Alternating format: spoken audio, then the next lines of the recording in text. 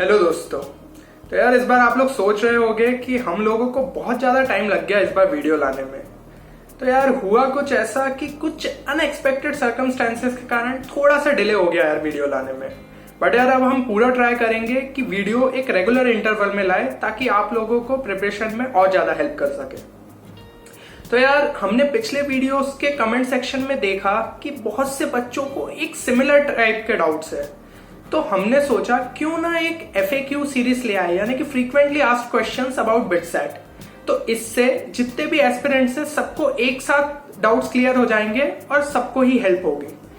तो अब इस सीरीज में, आज की सीरीज में हम ऐसे कुछ क्वेश्चंस करेंगे। आप लोग ने थंबनेल में देख लिया होगा कि किन क्वेश्चंस पे आज हम डिस्कशन करने वाले हैं।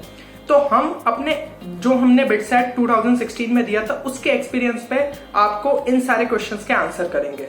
तो इससे आपके मन में जो भी डाउट होगा प्रिपरेशन से पहले ही क्लियर हो जाएगा और आप अपनी प्रिपरेशन में 100% दे पाएंगे। तो हमारा सबसे पहला क्वेश्चन आता है कि is BITSAT easier than JEE Mains. तो before answering this question, first I will explain you the pattern of both the exams. तो अगर हम जेईई मेंस को उठा के देखें तो उसमें आते हैं आपके 75 questions which you have to do in 180 minutes. तो अप्रोक्सीमेटली हर एक क्वेश्चन के लिए आपको मिलता है 2 मिनट्स 20 सेकेंड का टाइम, जो कि एक अच्छा खासा टाइम है एक क्वेश्चन को सॉल्व करने के हिसाब से, है ना। तो अब अगर हम बात करें level of difficulty of the questions, तो उस हिसाब से अगर हम पूरे वेटेज को डिवाइड करें तो लगभग 40% जो आपके क्वेश्चंस होते हैं वो इजी कैटेगरी में आते हैं। देन जो आपके अगले 40% क्वेश्चंस होते हैं वो आपके आ जाते हैं मीडियम कैटेगरी में, और जो बचे हुए 20% क्वेश्चंस होते हैं वो आते हैं आपके डिफिकल्ट कैटेगरी में। तो अब इस कैटेगरी को हमने किस बेसिस पे डिफाइन किया है वो मैं आपको बताता हूं।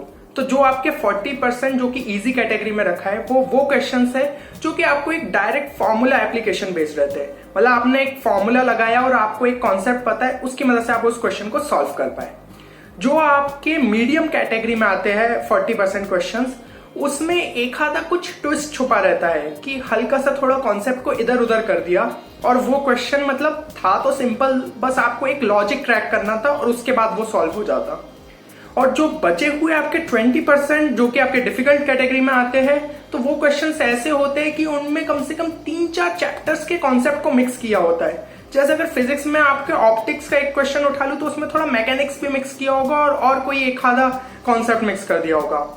तो ऐसे क्वेश्चंस तो मतलब एकदम आखिरी में ही अटेम्प्ट करते हैं हम लोग अगर टाइम बचता है, और यही क्वेश्चंस होते हैं वो 20% जो कि आपको आपकी रैंक और टॉपर्स के बीच में डिफरेंस क्रिएट करते हैं। तो ये इन क्वेश्चंस का मतलब आप समझ ही रहे हैं कि कितना ज्यादा इंपॉर्टेंस है। अब बात करेंगे हम बिटसेट के बारे में। In BITSAT there are 150 questions which you have to do in 180 minutes, यानी कि अप्रोक्सीमेटली 1 मिनट 10 सेकेंड्स का टाइम मिलता है आपको एक क्वेश्चन सॉल्व करने के लिए। तो अब अगर हम लेवल ऑफ डिफिकल्टी की बात करें बिटसेट के पेपर की, तो इसमें लगभग आपके 60% जो क्वेश्चंस होते हैं वो इजी कैटेगरी में आते हैं, और जो बचे हुए आपके 40% क्वेश्चंस होते हैं वो मीडियम कैटेगरी में आते हैं।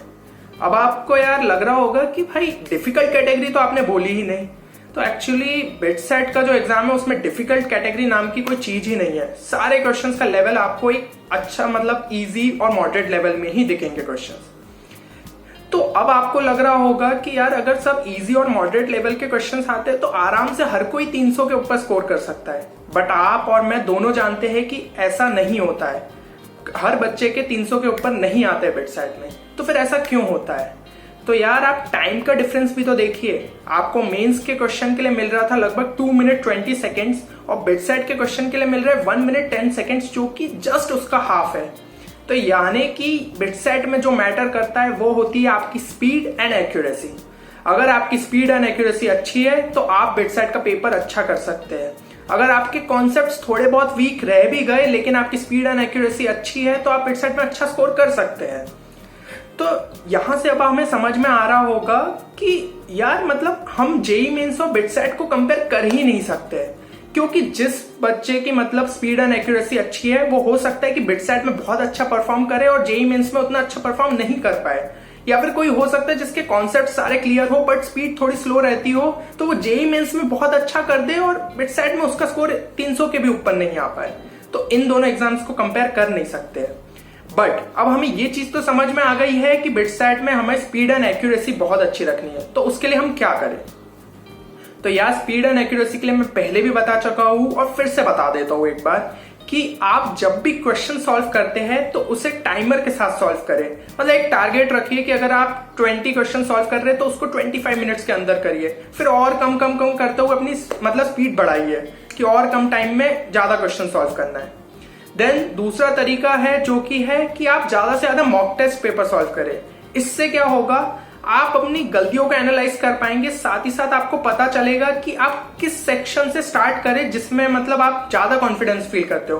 क्योंकि कुछ लोगों के लिए हो जाता है उनको केमिस्ट्री इजी लगता है तो वो केमिस्ट्री से स्टार्ट करते हैं, कुछ को फिजिक्स इजी लगता है, इस टाइप से रहता है चीजें। और तीसरी जो की चीज है कि स्पीड के लिए सबसे अच्छा है कि आप हमारी प्लेलिस्ट जो कि स्पीड शॉर्ट सीरीज है उसको एक बार अच्छे से देखें।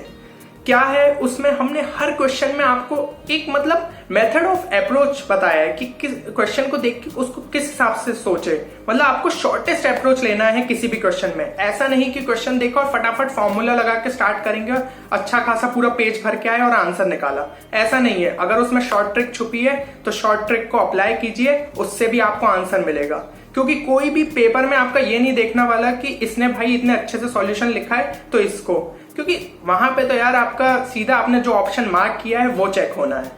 तो मैं उम्मीद करता हूं कि आपको ये चीज अच्छे से समझ आ रही होगी और आगे से यही चीज को फॉलो करेंगे। अब अगला क्वेश्चन है कि are NCERTs enough for BITSAT. तो यार मेरे जो कोचिंग के सर थे ना, उन्होंने मुझसे एक बात कही थी जो कि मुझे आज भी याद है कि every single question of A competitive exam is based on NCERT. तो यार आपको लग रहा होगा ये क्या मजाक कर रहे हैं मतलब आपके कोचिंग के सर। यहाँ पे अगर हम टॉपर्स के इंटरव्यू देखें जो कि मतलब ऐसे जेई का टॉपर है ये सब, तो वो सब कहते हैं कि उन्होंने इरोडोव सॉल्व की थी, या फिर आप मैथ्स के लिए उठा ले तो दास गुप्ता सॉल्व करी थी, MS चौहान जैसी बुक सॉल्व करी थी। और यहाँ पे आप बता रहे हो कि मतलब आपके कोचिंग के सर ने कहा कि भाई सिर्फ एनसीईआरटी कर लो तो सब हो जाएगा। तो एक्चुअली सर ने कुछ गलत नहीं कहा था, बट दिक्कत ये है कि एनसीईआरटी की जो लैंग्वेज यूज की गई है ना वो इतनी प्रॉपर नहीं है। कुछ कुछ जो सेंटेंस है वो बस एक वन लाइनर करके छोड़ दिया है, कॉन्सेप्ट को प्रॉपरली एक्सप्लेन किया ही नहीं गया है।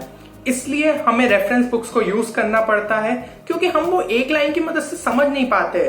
बट जो कि आपके पेपर सेट करते हैं ना जेई के प्रोफेसर, वो एनसीईआरटी को ही देख के आपके सारे क्वेश्चंस को करते हैं। यानी कि इवन एडवांस का पेपर अगर आप उठा ले तो वो आपको एनसीईआरटी के अंदर से ही रखेंगे वो पेपर। ऐसा नहीं है कि आउट ऑफ सिलेबस दे रहे हो उस क्वेश्चन को, बस ये रहेगा कि उसके अंदर काफी सारे कॉन्सेप्ट्स मिक्स किए जाएंगे और अपन को जब हम क्वेश्चन देखते तो हमें लगता है यार हमने जो एनसीईआरटी में पढ़ा था उससे बाहर पूछा गया है। तो ऐसा नहीं होता है। तो अब आपके मन में सवाल आ रहा होगा फिर क्या एनसीईआरटी पढ़ने का मतलब है या सीधे रेफरेंस बुक्स उठाओ। तो यार मेरी सलाह यही रहेगी कि सबसे पहले हमें एनसीईआरटी को अच्छे से करना चाहिए। उससे क्या होगा, आपके फंडामेंटल्स बिल्ड होंगे और फंडामेंटल्स अगर आपके क्लियर रहेंगे तो आप कोई भी क्वेश्चन के लिए मतलब एक अप्रोच यूज कर सकते हैं। और साथ ही साथ मतलब आप रेफरेंस बुक्स को टाइम पे यूज करिए जब आपको कुछ डाउट लगे कि आपको ये सेंटेंस मतलब ये टॉपिक में अगर नहीं समझ में आ रहा है तो आप रेफरेंस बुक को यूज कीजिए।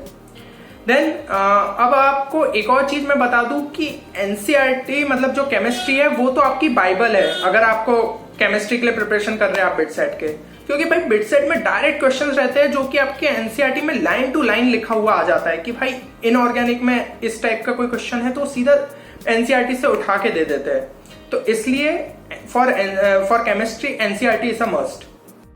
तो यार उम्मीद करता हूं कि इस वीडियो से आपके कुछ डाउट्स तो क्लियर हो ही गए होंगे। बाकी आप अपने डाउट्स कमेंट सेक्शन में लिखिए। हम जो आगे अपनी FAQ सीरीज लाएंगे उसमें ट्राई करेंगे कि आपके क्वेश्चंस को कवर करें।